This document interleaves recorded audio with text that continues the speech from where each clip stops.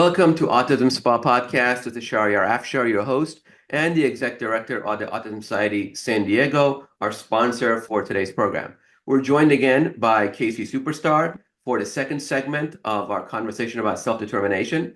So important. Kasey, thank you so much. We learned so much in the first segment, kind of a 30,000-foot view of self-determination, giving parents a quick primer of is it right for them? What would they benefit? That kind of stuff. In the second segment, I would love it if you could take us through a typical application process, the paperwork, the details, all the things I dread. I'm just telling you right now, I run away from this stuff like it's the plague or something. My wife certainly is the brains behind the operation. She's the one that handles this stuff.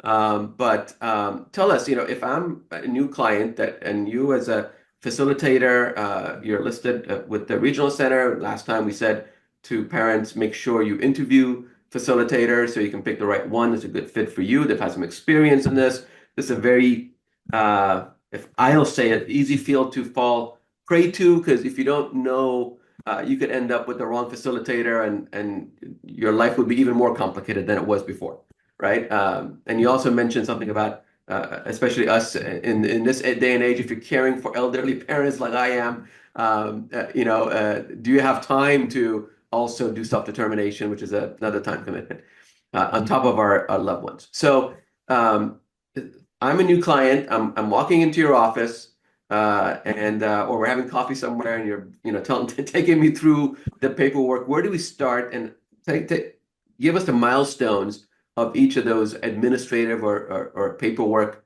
type processes. Perfect. So there is phases to self-determination. And many of my families asked for what this might look like. So first and foremost, there's a two-part mandatory orientation that you must complete first and foremost. That is where you begin.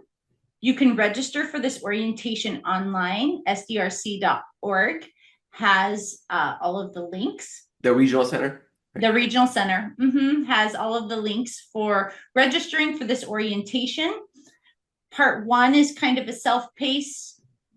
Part 2 is kind of a Zoom online.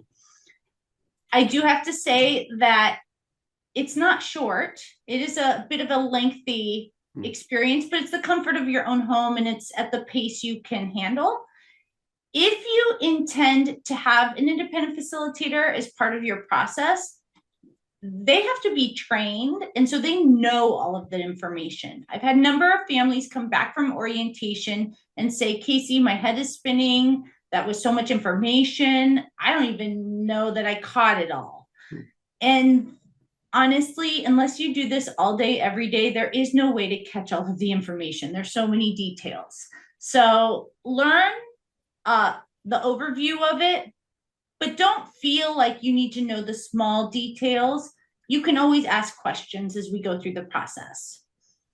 The secondary step, phase 2, would be the person-centered planning process. There's some people and individuals out there that only do person-centered planning. That's their specialty. And then there's other independent facilitators that offer that service as well. It's a great dive into the hopes and dreams of your loved one, into their goals, their strengths, so that you can uncover unmet needs and you can kind of figure out what interests them and where they might be more successful along the journey of self-determination. It's a great aspect of self-determination because it's kind of the guide map.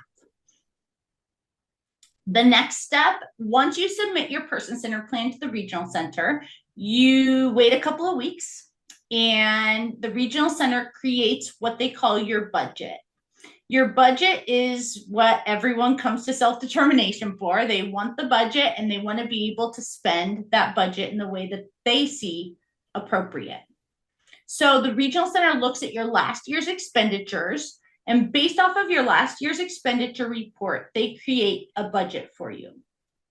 Please keep in mind, this is a budget draft. Everyone will come together and have a meeting.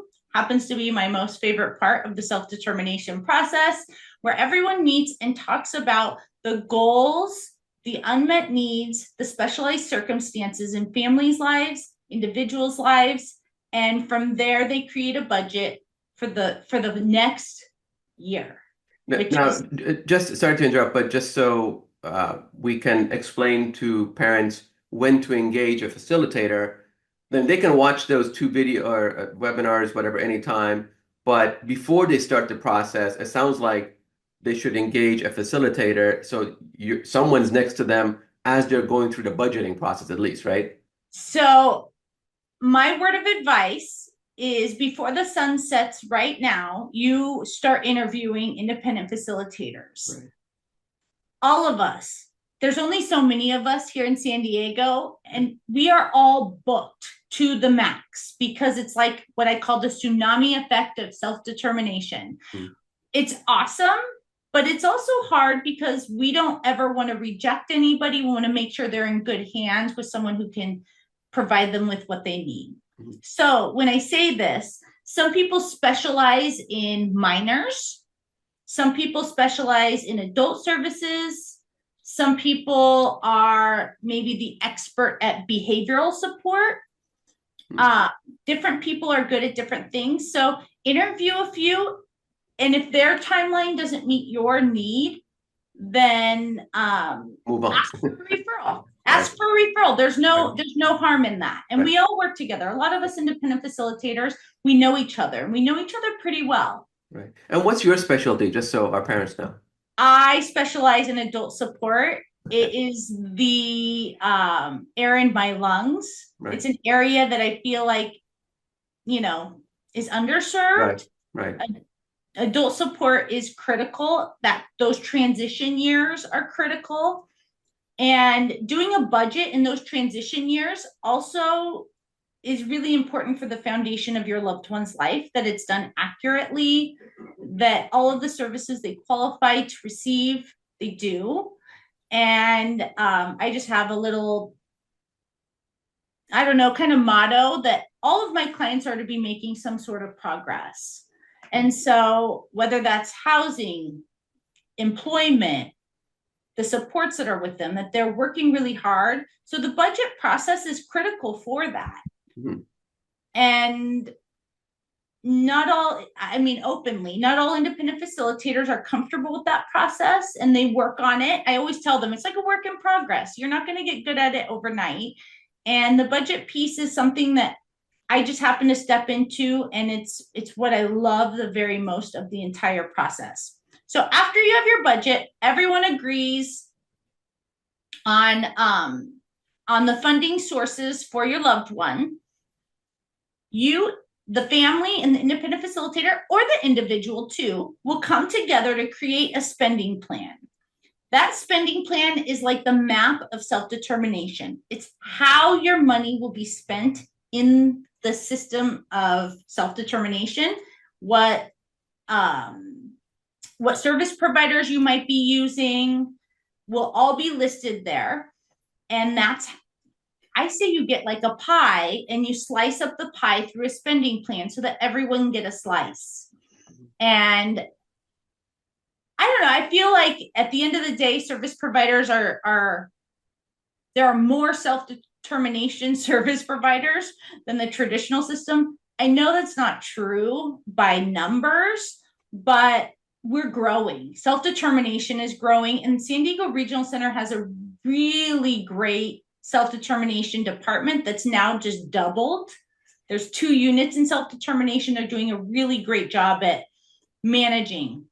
Okay, so you touched on a case in the budgeting process, and you mentioned the organization of the regional center and their growing self-determination unit.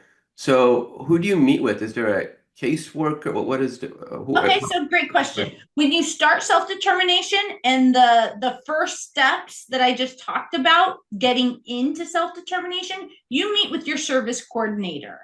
Okay. Your service coordinator takes the information back to what's called a participant choice specialist. Okay. Our participant choice specialists are kind of the mediary between self-determination and getting in and making sure that the budget's accurate to the person. and then all the approval processes go through them. Is there, I'm sorry, is there any wrangling about the budget? Like, oh no, I think it's not high enough. I mean, is there back and forth, or do people generally seem to sync up? Okay, so I just cut it straight. Everyone knows I just tell the truth. Yeah. Families tend to always feel like it's never enough, right? Right. But the reality is, if someone in the independent facilitator role is doing their job correctly, then you will know that your needs are going to be supported. Right. So it's about the needs of the person and how you plan to utilize the funds for a program. And typically, you have a foundation of where you're going. You may not have every single provider, but you have an outline. You know who you're looking for. And we begin introducing right around the budget time so that families can interview, see if they feel comfortable with them, and decide, are they going to make it into the spending plan or not? So often, the budget meets the need. I don't have that problem because that's my favorite part, Shahriar. But I have seen people come back and say, we didn't get the budget we need. We are not covering our needs. And it means this: they weren't properly represented in the budget process. And oftentimes, and I don't mean to shoot any parents down, so often parents go into it, represent their child, and don't cover the actual needs of the person because they didn't talk about unmet needs, specialized circumstances. How is your family operating differently and needing different types of supports? Right. We all have something in our lives that would dictate those things. And as you move through the budget process, and I want to get to the next phase, if you discover 6 months, a year down the road that you have unmet needs, but some unforeseen circumstance, can you revise it? Is it an annual budget process? All things are revisable. Okay. Our life is fluid. You don't know who's going to need an appendectomy or who's going to break a leg or who's going to need more help and support. That's constantly changing. So although you write a spending plan, and I'm going to say this strongly, when you write a spending plan, write it as if it's for a year. An entire year. What we're noticing to individuals who don't have independent facilitators, they're rewriting their spending plans so many times. And now it's taking a long time to change and edit. So get it right the first time. If you need to come back, because here in San Diego, social rec is a 6-month process. At that 6-month mark, rewrite it. But make it twice, not 17. Right. I've seen a lot of what not to do's. Yeah. So what happens after the budget process? What is the next phase? We write a spending plan. We allocate the funding for the services that they plan to use. Okay. After that step, once we get all of those glorious services in place, we have a final IPP, and come the first of the month, you are in self-determination. You always start self-determination on the first of the month. And from the first step or decision to watch those webinars to that first in a month is a typical 5 to 6 month process, did you say? Yes. Okay. And is that normal for like San Diego? I don't know what other like other regional centers. Are we slow? Are we fast? I don't know. I'm curious. So I am really proud to say that San Diego Regional Center is what I would call the leader in self-determination. Right. We've done so many things right because we developed the system pretty early on. I love working with our local regional center, and I have worked with other regional centers outside of our area. And I will just say, I prefer to stay close to home. We like ours, yeah. No bias there, but we like it. Well, I'm from here. I love San Diego, but more importantly, not all so regional centers, they operate independently of one another. Right. They're held to the State Interment Act, but they operate differently. So each agency's self-determination is not streamlined like ours. Yeah, that's interesting. There's like 21 regional centers in California, and they're all different. And that's very interesting. But we like our regional center. Shout out to Mark Klaus, the exec director of the Regional Center San Diego, for all of his help and sponsorship of various Autism Society programs and events. And he's been so supportive of us all throughout the years. It's really great to have him there. Well, if we're shouting out to Mark, we have to shout out to David Webb Rex, the head of self-determination. There we go. Who has paved the way, totally changed the way families see self-determination. I do want to say this. There still are rules and regulations in self-determination. It's not a free-for-all, because a lot of families kind of approach the budget and the spending plan as if it's a free-for-all. If you would like a clinical service, for example, Regional Center is still the payer of last resort. If they're the payer of last resort, it means that if you want a clinical service, for example, you have to go to your health insurance company and see, will they give you that service first? All generic resources are required. All generic resources. So I really encourage my families, they come to support group meetings. That's a generic resource. What's a typical clinical service somebody may need that either insurance covers or insurance does not cover, and then you go to Regional Center? The number one service I would say is ABA. Okay. Right. ABA is probably the number one service, because there is behavior consult after 18, and if ABA is still awarded under health insurance, you have a duty and a responsibility and obligation to go that route first. But sometimes people want other things. They want vision therapy, or maybe the individual's a non-speaker and they're spelling. Maybe they need additional supports for communication support. So go ahead. They have to go through generic resources first. And if insurance won't offer it, or if you're a minor, school districts, you have to go to school districts for tutoring support. You need to ask them first, right? So and utilize what they give you. You mentioned ABA and insurance coverage.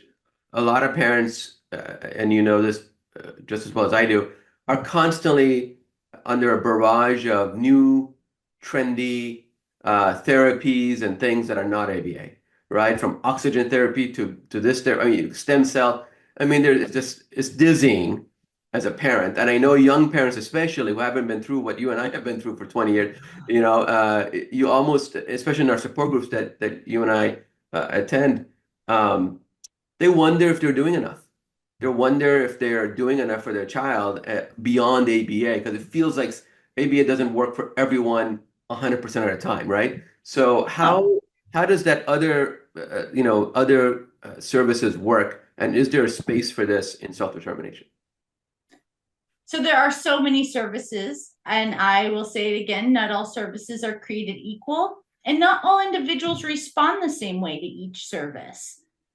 To the parent who's out there striving, trying so hard, and getting services that doesn't seem to be helping their loved one, I encourage them. And the reason I say this is because what's successful for one person is success for one person. It doesn't always mean it's going to help everyone.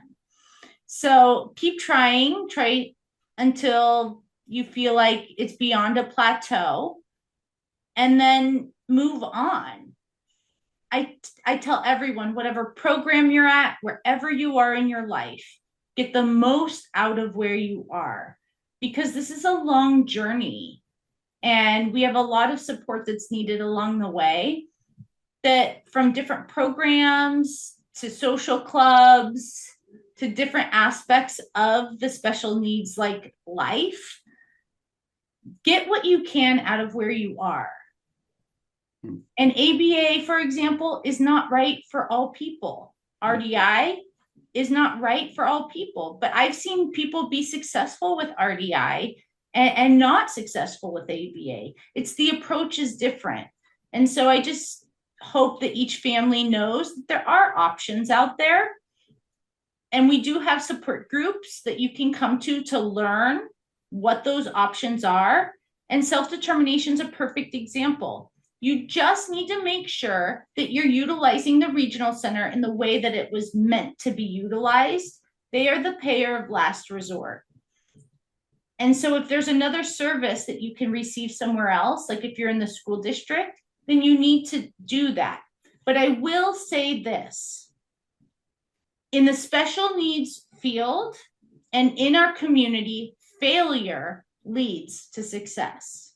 Unfortunately, you have to fail at a program. By the way, I don't back this. I don't like this, but this is the way that it is.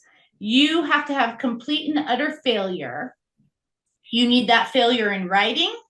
You need proof and evidence that it's not working for you before you can move on to another program or another service that's maybe the right caliber for your loved one.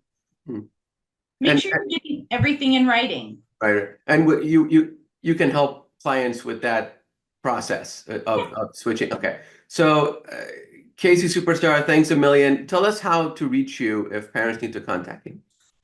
So we have a website. You can just look us up, www.superstarconsulting.org, or our email address, info@superstar@gmail.com. Fantastic. We will have this info on the YouTube channel slides preceding and after both segments. Thanks a million for joining us.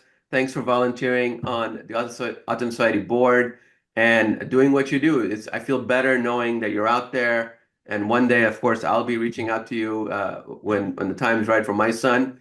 But it really feels good to have a professional in your corner, because God knows this life is stressful.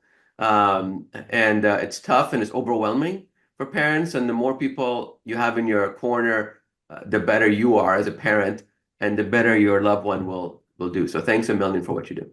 Shahriar, I have the best job in the world. I love self-determination and I love representing clients. I just have to tell you that Autism Society has really changed my life. And it's changed so many different aspects for so many people. So thank you so much for having me. I'm just so thankful to leave this world a little bit better than when I arrived. Thank you. Thank you so much, Kasey. See you soon. Take care.